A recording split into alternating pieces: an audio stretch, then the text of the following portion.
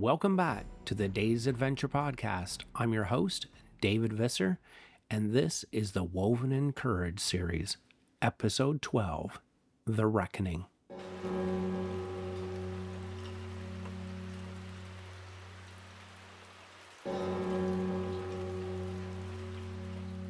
In Groningen, the war ended the way all long sufferings end, not with celebration, but with a question. What now?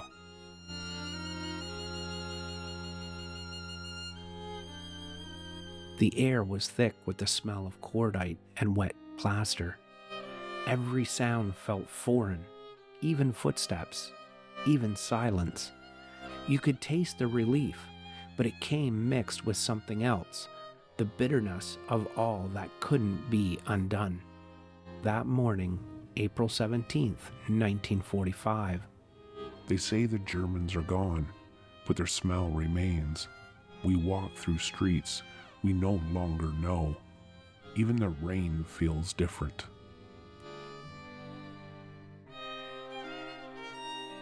For 5 years, people whispered in fear.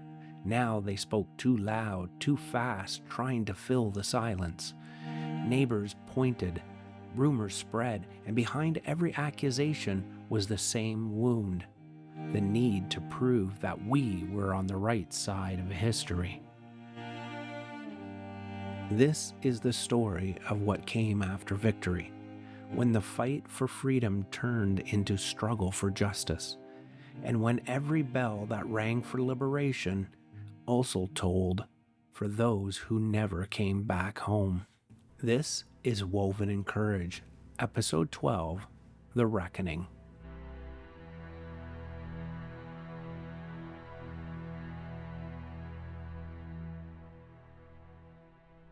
For 5 years, every window had been an eye watching in silence. Now curtains fluttered open. Hesitant, unbelieving, children stared at the soldiers whose uniforms were not gray, but olive, whose voices rolled with the vowels of another word.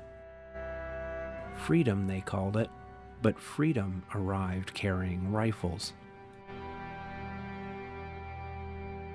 Within hours, the reckoning began. Neighbors pointed, old debts resurfaced. A woman was dragged from a doorway, her hair hacked with scissors for the crowd's relief. Others vanished quietly, taken to the same cellars where the Gestapo once ruled. The line between good and evil blurred again, this time drawn by those who had survived.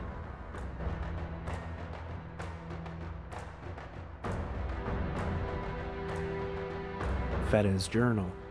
We longed for justice, but arrived wearing anger's face. This is where our journey continues. The battle is over, but the wounds have only begun to speak.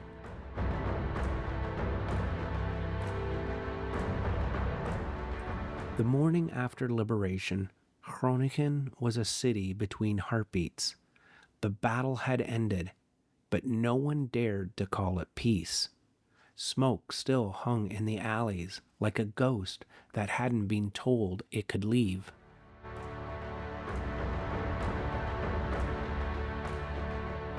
The smell was what people noticed first. Burnt plaster, diesel, the sour tang of spilt beer from bomb-shattered cafes. Under it, something sharper, the smell of fear that doesn't wash away overnight. Canadian soldiers moved carefully through the streets that morning. Mud on their boots, cigarettes tucked behind wet smiles. They weren't heroes in a parade. They were engineers, medics, boys younger than the buildings around them. Their job now was to restore order and to stop the next kind of violence from beginning. Because almost immediately, the reckoning began. Old suspicions flared like sparks in the rain.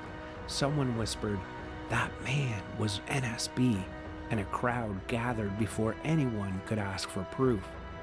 In some places, it was quick, a punch, a shove, a woman's hair hacked short, while neighbors watched from doorways. Others wanted worse. One Canadian officer later said he'd never seen eyes like that.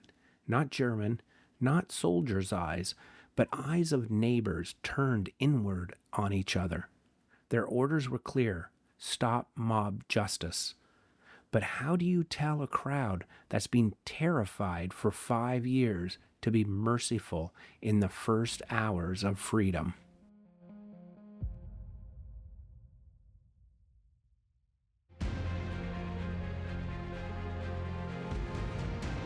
Most Canadians did what they could.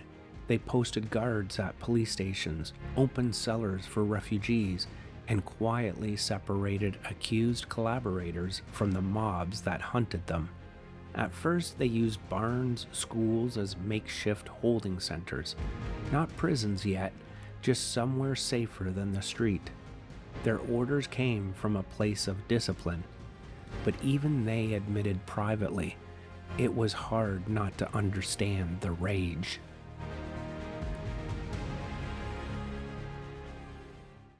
From the Journal, April 17th.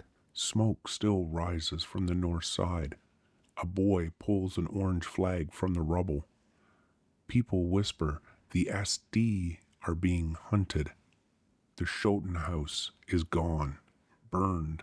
I hope its walls are ash. The Scholtenhuis. The name itself was a wound. Everyone in Groningen knew what it meant. The place where the Gestapo and the Green Police interrogated prisoners. People have walked past it for years, pretending not to see the black cars parked out front. Now it was nothing but a shell. But even the ashes seemed to whisper, for those who never made it out alive. In the days that followed, survivors began emerging, blinking into the daylight. One woman, years later, told a reporter she recognized the smell before the ruins. It was sweet and petrol and fear. She had been held there, beaten and left for dead when the SS torched the building as they fled. Now she stood at the edge of its basement, watching soldiers pull half-melted handcuffs from the debris.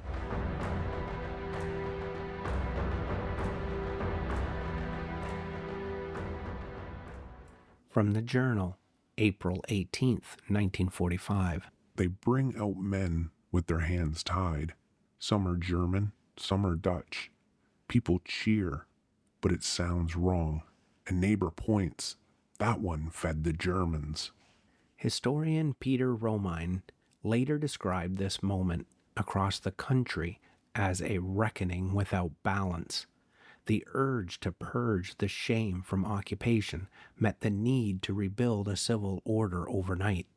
In some towns, as Romine writes, Canadian officers stood shoulder to shoulder with Dutch civilians, one holding a rifle, the other holding back a mob. They called it temporary justice, until real courts could return. The same pattern unfolded across liberated provinces from Brabant to Groningen, as Hendrits Tamir's research on the Southern Resistance notes. The very people who had fought in secret are now being asked to police their own neighbors in public. It was an impossible role. Hero yesterday, interrogator today.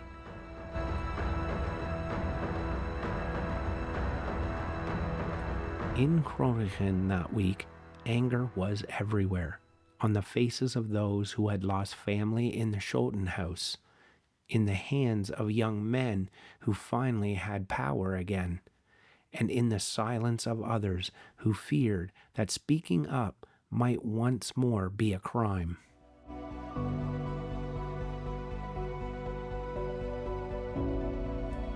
By the end of the first full day, the Canadians reported dozens of arrests, some justified, some uncertain. They worked by instinct. by the word of whoever shouted the loudest, trying to keep order while a whole city learned once again what freedom actually meant.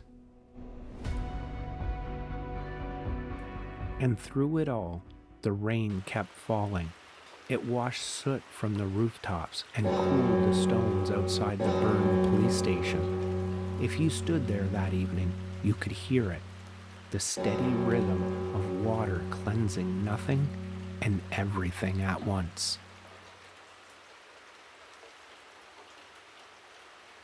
April 20th, 1945. We are told the city is free, but no one sings. We listen to the rain and wait for the bells. The bells would come later, but first, the reckoning had to find its voice.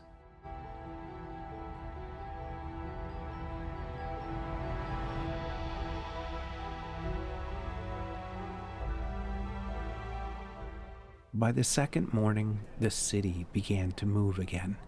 The rain had rinsed the streets, but not the feelings. People came out of cellars carrying flags, bandages, and grief. Some marched, some searched, some simply stared at the empty places where neighbors used to live.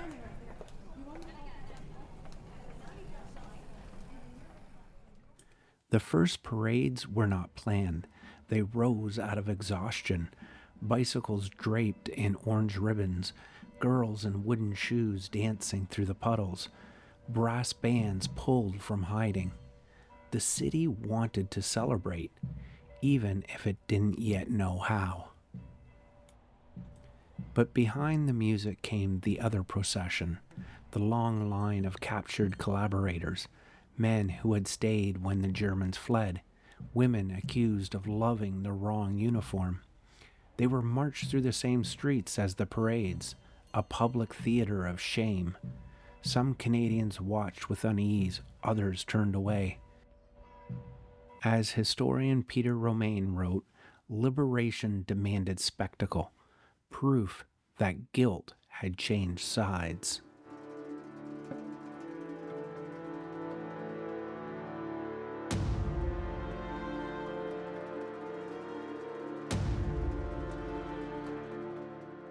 The resistance groups, Group 2000 and the LO, helped round them up. Yesterday, they had fought house to house beside the Canadians. Today, they guarded prisoners with the same guns. They wore orange armbands now, some made from torn bedsheets. Their faces showed no victory, just the weight of what came next. From the Journal. There are parades and there are funerals. The same bells ring for both. 2 boys from the LO are buried here this morning. We walk past them on our way to see the prisoners. Funerals filled the same square as the celebrations. Resistance fighters, some barely 18, laid to rest beneath flags stitched overnight. Families lined the curbs with the same orange ribbons that they had waved hours earlier. The Canadians stood silent, hats pressed against their chests. They understood this kind of mourning. They'd carried their own across France and Belgium.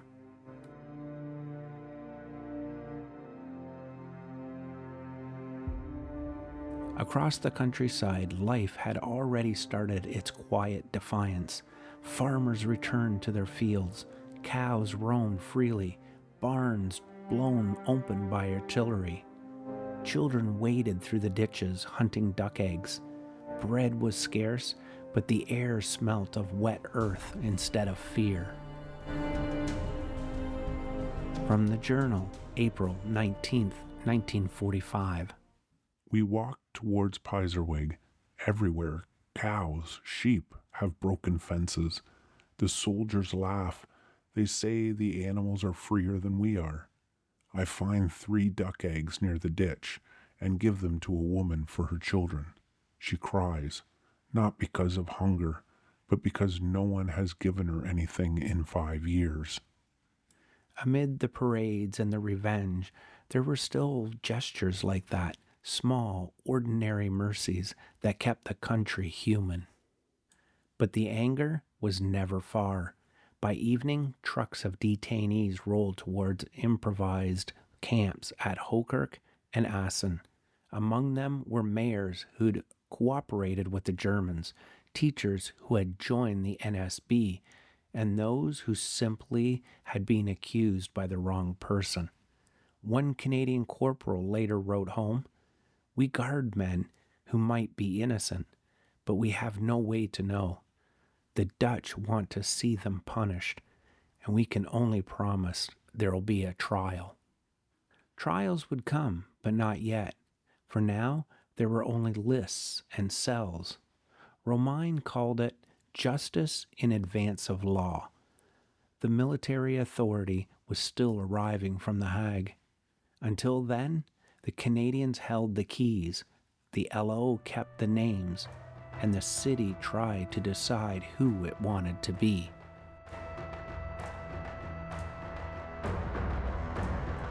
That night, my grandfather wrote, They say tomorrow there will be a Thanksgiving service at the church. I will go. and that captures the feeling of those first few days. A country balanced between jubilation and judgment, between the songs of freedom and the silence of the newly accused.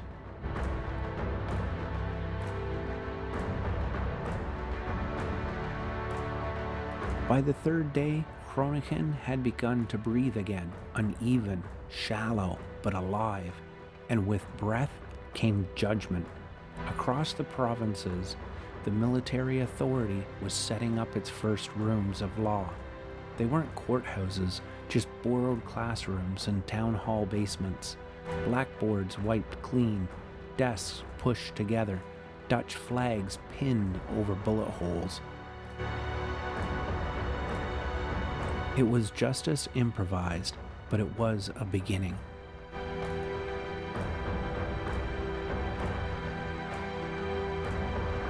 Canadian officers filed their reports. Mobs dispersed in Apeldoorn. Women shrown in Bedum. 2 prisoners missing, presumed killed by civilians. The tone was clipped, military. Behind every line was the same struggle: how to keep order without extinguishing emotion.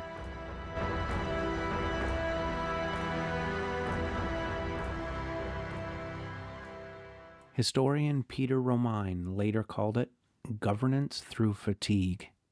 Everyone, liberator, judge, citizen, was too exhausted for revenge, yet too raw for mercy. From the Journal, April 20th, 1945. A man in uniform asked me to translate for a Canadian. They questioned 2 brothers. One swears he only baked bread for the Germans. The other admits to guiding patrols. The officer says quietly, "We'll let the Dutch decide." I think that is the right and the wrong answer.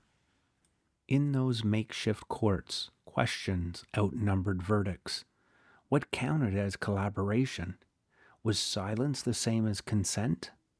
And who could throw the first stone when almost everyone had bowed their heads at some point in those 5 years? Outside the courthouse, crowds still gathered for spectacle. Justice performed in daylight. But the Canadians were learning quickly. They ringed the entrances with ropes and sandbags, keeping witnesses and the curious apart. One officer wrote home that his orders had shifted from fighting Germans to protecting them. And then news spread from the nearby town of Bedum, a story that cut through the fragile calm. On Easter Sunday, just before liberation reached them, an SS officer, cornered, humiliated, and drunk, forced his way into a notary's home. The notary, a father of 3, had been known for hiding Jewish neighbors and resistance mail. The SS man shot him in his bed. His wife found him moments later. When Canadian patrols arrived days later, Villagers led them straight to the killer. He was caught hiding in a hayloft, still wearing his black uniform.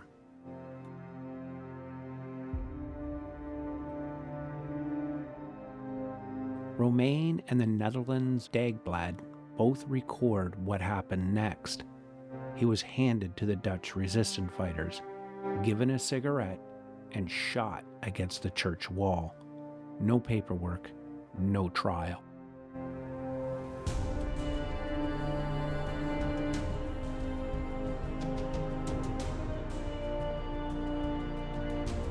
The Bedham notary's death became a whispering test of conscience. Was it justice, retribution, or simply one more killing on ground already soaked in it?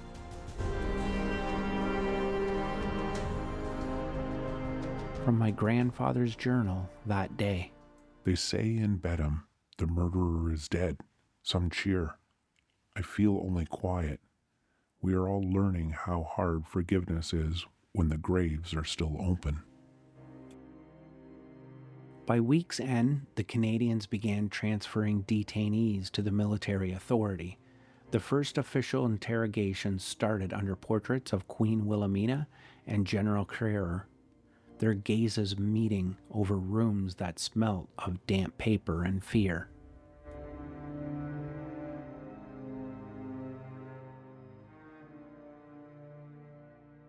Romein writes that between April and June of 1945, more than 120,000 people were held across the Netherlands. Teachers, mayors, clerks, widows, each tagged as political delinquent, until proven otherwise. Some would face real judges, others would vanish quietly into files marked unverified. In Groningen, the rain kept falling. My grandfather walked home past the Scholtenhuis ruins, past the line of prisoners, past the church where bells were being tuned for the first Thanksgiving service. From my grandfather's journal. They say tomorrow the bells will ring again. I will listen. To celebrate and to remember. Those first interrogations will grow into trials, and the question will shift from what did they do to what do we become when we punish them. As the first interrogations began, the churches tried to find their own language for what was happening. Sanctuaries that had been silent through the years of occupation filled again, some with gratitude, others with grief. The same bells that once warned of air raids now called people to Thanksgiving services, but not everyone could sing. In the Dutch Reformed Church, ministers spoke of deliverance and justice in the same breath. They saw the hand of God in liberation, yet many hesitated to call it victory. Too many graves, too many questions about what their own silence had cost. In sermons across Groningen that week, pastors stood before congregants, split by guilt and grief. Some families missing sons to camps, others ashamed of fathers who had worn the wrong armband. One minister wrote in his parish bulletin, "We are free, yes, but the weight of freedom is heavy. Let us not become what we hated." Few listened that morning. The notary's coffin passed beneath the same tower, where only days earlier his killer had been shot against the wall. Even the organist wept and stopped playing mid-hymn. Throughout April and May, churches tried to guide a population torn between moral clarity and moral exhaustion. Some priests and pastors opened their doors to accuse collaborators, offering confession and prayers before interrogation. Others refused to do so, afraid of their congregation's anger or their own memories. In some towns, pastors were shouted down for preaching forgiveness too soon. One Reformed minister in Friesland recorded in his diary, "They spat at me. I left the pulpit. I said Christ forgave his enemies. They shouted back, 'We are not Christ.'" Historian Peter Romine later noted that the churches became the conscience of a wounded nation that wanted no conscience. They were asked to bless both mourning and punishment, to bury the dead, to justify the living. Some accepted that burden. Others quietly withdrew, focusing on soup kitchens and refugee aid instead of moral debate. Theologians debated how sin should be seen after war. Was collaboration a moral failure or a political one? Could repentance restore citizenship? Could forgiveness coexist with justice? In the North, the answer varied from village to village, pew to pew. My grandfather wrote in his journal, Sunday, the church bells sound strange after so many years of silence. Inside, the minister speaks of freedom and forgiveness. Outside, people whisper names of those arrested. We pray, but no one seems sure for whom. He was there, in that uneasy silence, the moment when sounds of prayers and hymns met the sounds of vengeance just outside the door. Historian Romine writes that the clergy's greatest task in 1945 was not rebuilding churches, but rebuilding conscience. They understood that a society could not be built on anger alone, but they also knew that forgiveness demanded truth first, and the truth was still tangled in fear and rumor. And so the bells kept ringing for Thanksgiving, for funerals, for trials that were just beginning.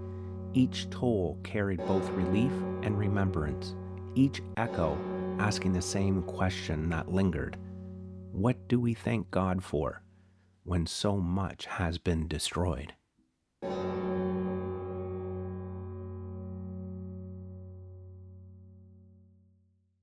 The interrogations would soon grow into formal hearings, and in one of them, a name would surface that Groningen already knew. Klaus Karel Faber. The executioner of the Scholtenhuis. His trial would test the limits of justice, faith, and forgiveness.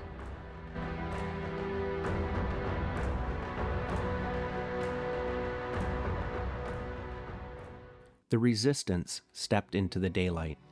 Group 2000, the one my grandfather served with, hung their armbands on the backs of chairs and began keeping order instead of fighting for it.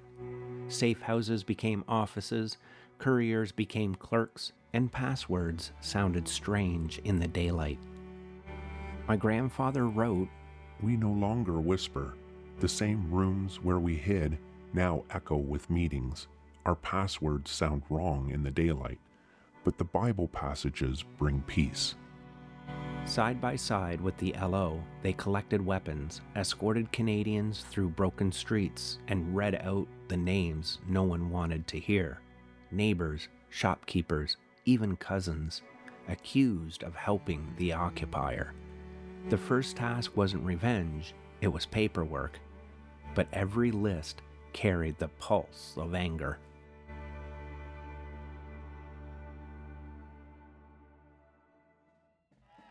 And then the city turned a corner and became a parade. My grandfather counted 3 that week, 1 official and 2 that just happened. Bicycles laced with orange ribbons, girls dressed in their favorite clothes, waving at friends and liberators, a trumpet playing one clean, wobbly note. The Canadians, mud-splattered, bone-tired, kept waving back and smiling at the gathering crowds. A woman told a reporter years later, when the Canadians smiled, we felt forgiven, even for things they did not know we had done. But not everyone could smile. Down a parallel street, Group 2000 moved detainees. NSB officials, informants, those named and those rumored, shifting them along the back lanes so the parade would not cross their path. Same cobblestones, different procession. That week, My grandfather's older brother Jan came home, thin as a fence post. A work camp jacket hung like a borrowed coat. He stood in the doorway and said, "I made it." He slept for 2 days. When he woke, he asked if the city still smelled like smoke. My grandfather told him yes. From my grandfather's journal. He eats slowly. We do not ask questions that have no answers. Outside, the street is loud. Inside, we count our breaths. As May approached, the churches filled faster than they had in years. Some came to give thanks, others came because they didn't know where else to place their guilt.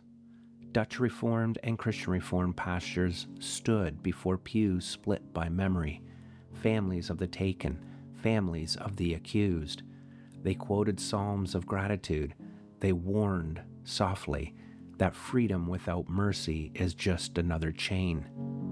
Some sanctuaries faced their own reckoning, where clergy had bowed to the occupiers, pews emptied overnight. One city chapel that once flew the wrong flag was boarded up by its own members. The new sign read, "Closed until our hearts are clean."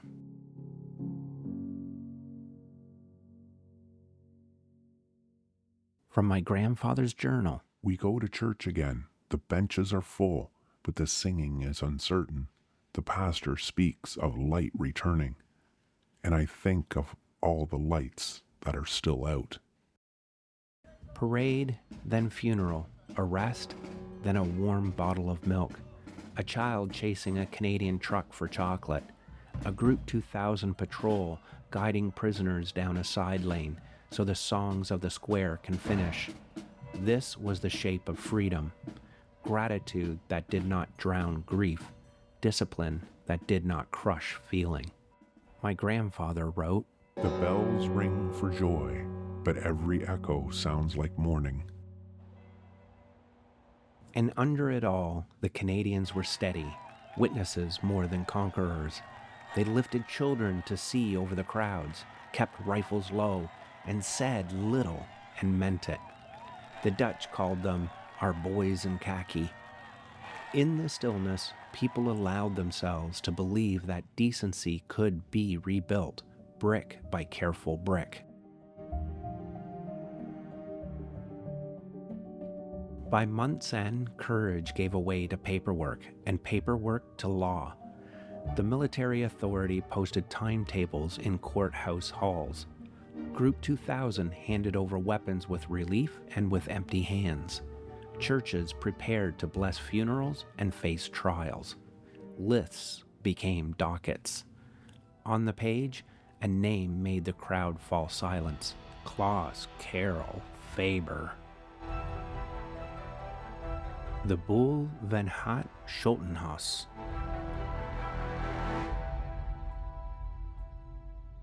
Next, the doors will open on the first hearings. Survivors will speak into rooms that still smell of gunpowder, fear, and damp paper. Pastors will stand outside and choose their words carefully. Canadians will take one step back and let Dutch law take one step forward. And Groningen will learn what justice sounds like when it stops being a feeling and becomes a sentence. By the end of May, Groningen was breathing again, not freely, but steadily.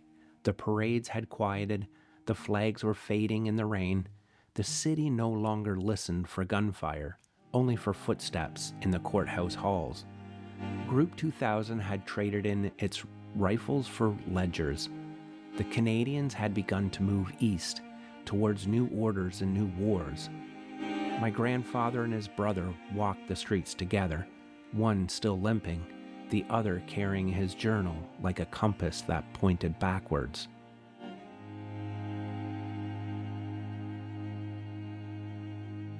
My grandfather wrote, The city feels completely different when you are not afraid of being seen. Still, I keep looking over my shoulder. Habit, maybe, or memory. Church bells returned to their proper work, calling the living instead of warning them. Inside those churches, the sermons had changed. They spoke of forgiveness, yes, but also of truth, of how mercy meant nothing if it came too soon. Outside, the same people who prayed for peace waited in line to testify. Liberation had ended. Now came the trial of what liberation meant. In the courthouse basement, the first chairs were set in rows. Typewriters waited like sentinels, and on a single sheet of paper, typed cleanly at the top of the docket, was Klaus Karel Faber, the Bull van Heit Scholtenhuis, the executioner of Scholtenhuis. The man whose name had haunted every whisper in Group 2000's list, the executioner whose victims had spoken only through silence. His trial would decide more than his fate. It would decide what kind of people the Dutch would become when vengeance met conscience. In the next episode of Woven in Courage, Justice and the Executioner, we step inside those rooms where survivors speak, where pastors wrestle with their faith, and where the word justice begins to sound less like punishment and more like mourning. That's it for this episode of The Day's Adventure. Remember, stay curious, stay engaged, and never stop chasing the next great adventure. The world is full of wonders, and your next journey is just one episode away. To keep the adventure alive, follow us on Facebook, Instagram, and Blue Sky. And don't forget to subscribe to our YouTube channel for the video versions and exclusive behind-the-scenes content. Want more? Hit subscribe wherever you listen to podcasts so you'll never miss the next thrilling episode. The world's waiting. See you next time on The Day's Adventure.